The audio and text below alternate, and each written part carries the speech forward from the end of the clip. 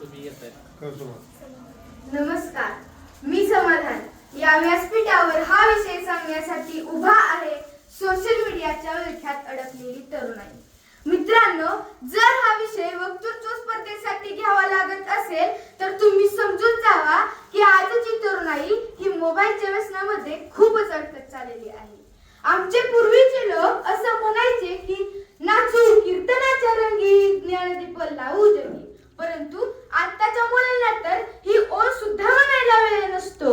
स्वामी विवेकानंद असं म्हणतात की मला फक्त 100 तरुण पाहिजेत, मी संपूर्ण देश बदलून टाकेन. अहो, जर तरुणाईमध्ये इतकी ताकद आहे तर ही ताकद नक्की वाया जाते तरी कुठे?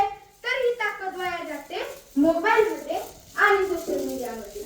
मित्रांनो, जर रस्त्यावर एखाद्या व्यक्तीचा ऍक्सिडेंट झाला तर आजची तरुणाई सर्वप्रथम त्याचे फोटो काढते, व्हिडिओ करते आणि ते सोशल मीडियावर व्हायरल करते आणि मग त्या व्यक्तीला दवाखान्यात नेलं जातं. तोपर्यंत त्या व्यक्तीने आपले प्राण सोडलेले असतात.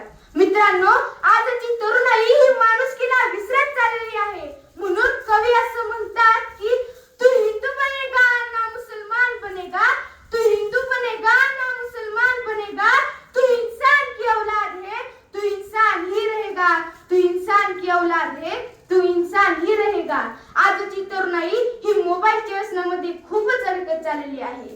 आजच्या तरुणाईचं त्या फेसबुक वरती हजारो मित्र असतात, परंतु आपल्या खऱ्या आयुष्यामध्ये जीवाला जीव देणारा एकही मित्र नसतो.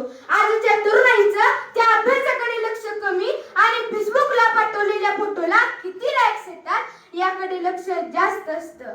मित्रांनो, आमच्या शाळेमध्ये एके दिवशी एक व्याख्यान झालं. तेव्हा व्याख्यात्याने आमच्या शाळेतील मुलांना एक प्रश्न विचारला. मुलांनो, 2017चा सर्वात महत्त्वाचा प्रश्न कोणता हो? तेव्हा सगळीकडे शांतता पसरली आणि शेवटच्या वाक्यावरचा बंड्या उठून उभा राहतो आणि म्हणतो, सर, 2017चा सर्वात महत्त्वाचा प्रश्न म्हणजे कटप्पा ने बाहुबली को क्यों मारा असा आहे. त्यानंतर शेजारच्या वाकावर बसलेली पिंकी उठून उभी राहते आणि म्हणते, सर, 2017चा सर्वात महत्त्वाचा प्रश्न म्हणजे कटप्पा ने बाहुबली को क्यों मारा असा नसून आरच्या आणि परशाला फ्रीजनं का मारलं हा 2017चा सर्वात महत्त्वाचा प्रश्न आहे. व्याख्यात्यांना असं वाटलं की ही मुलं भ्रष्टाचार, दुष्काळ, दहशतवाद असं उत्तर सांगतील, परंतु या मुलांनी तर सोशल मीडियावरचे प्रश्न सांगितले. मित्रांनो, मी तुम्हाला हात जोडून विनंती करतो, अजूनही वेळ गेली नाही. तुम्ही मोबाईलचा अतिवापर करू नका. मोबाईलचा योग्य त्या ठिकाणी योग्य त्या प्रमाणातच वापर करा. अजून आपल्याला भविष्यात आपलं करिअर निर्माण करायचं आहे. शेवटी जाता जाता मी एवढंच म्हणेन, आयुष्याच्या चित्रपटाला वन्स मोर नाही. आयुष्याच्या चित्रपटाला वन्स मोर नाही.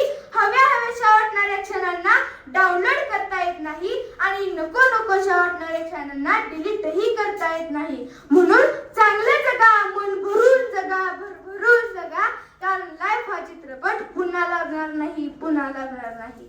एवढे बोलून मी माझे 4 शब्द संपवितो. जय हिंद, जय महाराष्ट्र.